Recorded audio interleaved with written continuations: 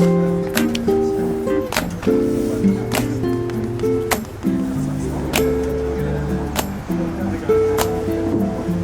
are leaving Nakuru today. We're heading to Nairobi.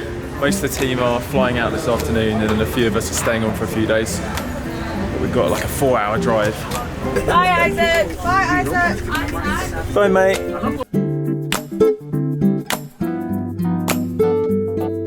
Are everyone ready for a 4-hour drive? Yeah!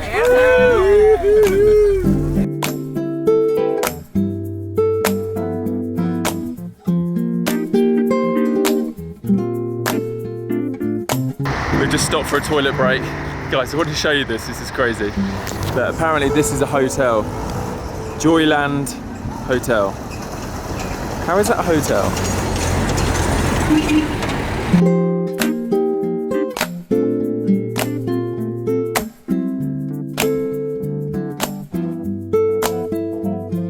Alright, we've just been dropped off. We've arrived in Nairobi. We're going to get some lunch. We've also just found out that the hotel that Andy's booked us in to stay tonight is pretty horrific, so we may need to change the plans. I'd quite like to find like just a mid-level hotel. It doesn't need to be swanky, but the reviews of this hotel tonight were saying that there's blaring music till 3 AM. Good job, Andy. Good job, Andy, on the hotel booking. We're in Africa.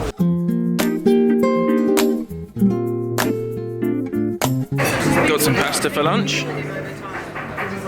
Our last lunch together as a team. I also think we've found a replacement hotel. So we're going to try and book that. So Nairobi is notoriously a bit dangerous, a bit sketchy.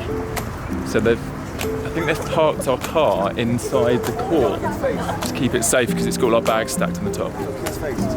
Check this place out. Looks like the UN. Who's that dude? Yes, bruv.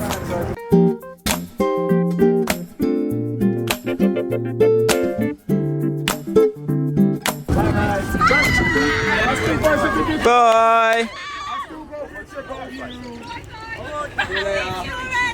Just go! Just go! We jumped in some cabs and we're heading to the hotel. We've booked a slightly better one than Andy booked, so I'm hoping it's alright. Yeah, listen to this review. The hotel is located in a dangerous part of Nairobi. You cannot go into the street after 6 PM. I've never felt so threatened.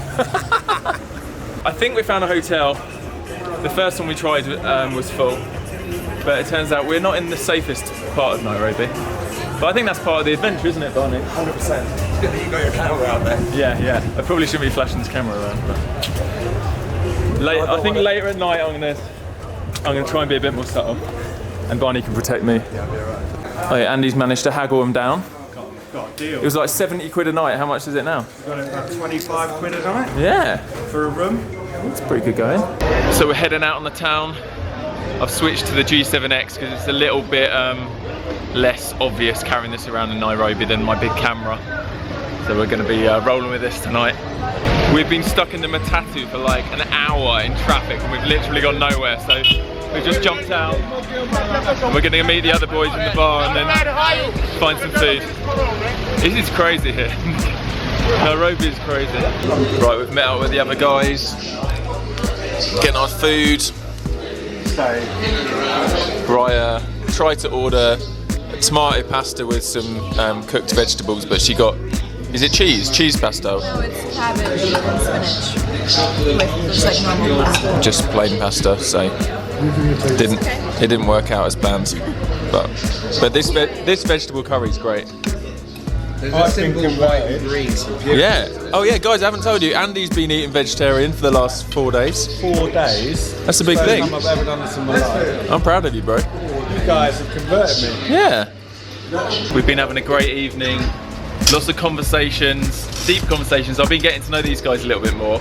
I'm going to tell you who the team is now because it's a little bit smaller and it's difficult to introduce everyone when it was a massive team. But you've probably seen a lot of these guys in some of the other videos, like when we went to Calais and other trips. So we've got Nawand, Barney, who's gone. I don't know where Barney's gone. JP, obviously Andy, George, Raya. But I just wanted to say a little bit, like, this trip, Andy's the main guy. He's been organising this for years, and he's been mentoring a lot of these other guys that have come along, and as well as helping the kids here and like in Romania when we've been over there.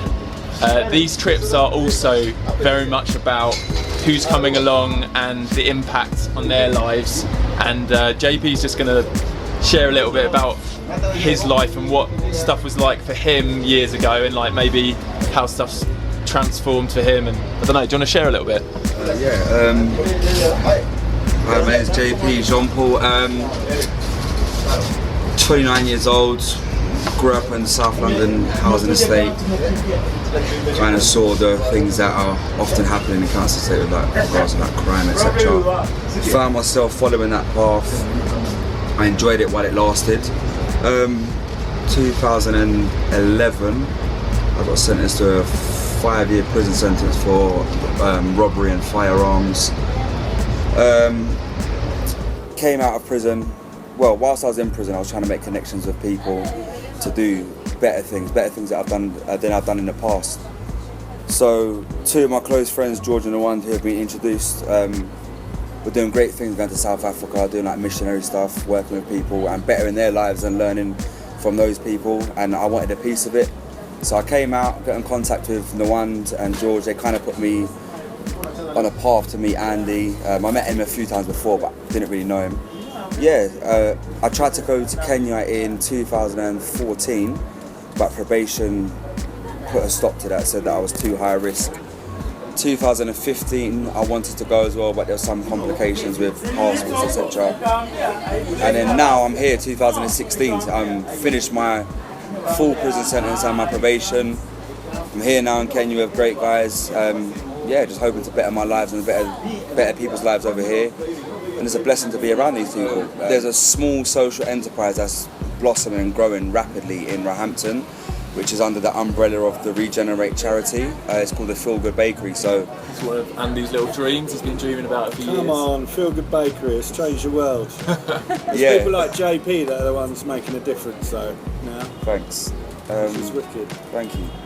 So yeah, I'm being employed as a driver for the Feel Good Bakery, but that's not necessarily my main. That's my main role, but I still kind of hands-on with making the sandwiches and going out and doing some pitching and sales and whatnot.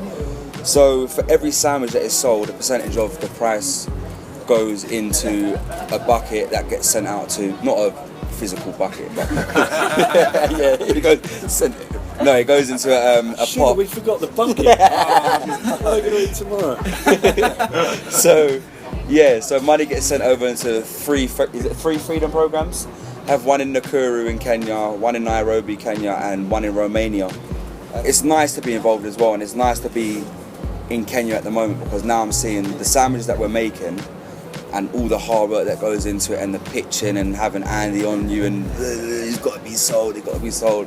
Now I'm seeing the end product of it, so it's a bit more, it's kind of more touching and more heartwarming, and to see the joy that's on these young children's faces, and not even just young children, people who can't afford to eat, to see the joy in their face and to know that I'm a part of that process of making someone happy is really beneficial for myself. Yeah, it's just a blessing to be a part of the team, really, and yeah, just good things for the future. Great to have you on the team, mate. Thank you. It's amazing. Good things for the future. Well, there you go, guys. A little bit of an insight into one person's life that's been impacted. It's hard to share these stories sometimes because like, we're having all these conversations, there's so much going on behind the scenes, but I hope you guys are inspired and excited about the great things that are happening here. And I'll link stuff below how you can support the Feel Good Bakery. If any of you know like businesses around London that need like regular sandwiches for their companies and employees and meetings, or maybe your parents do, please get in touch. I'll link everything below, but it'll be supporting a brilliant thing. And tomorrow, if you watch the vlog, you'll see one of the feeding programs that the young children in bad situations here are benefiting from the stuff going on in London. That's our lock. That's our hotel lock. A stick in the door.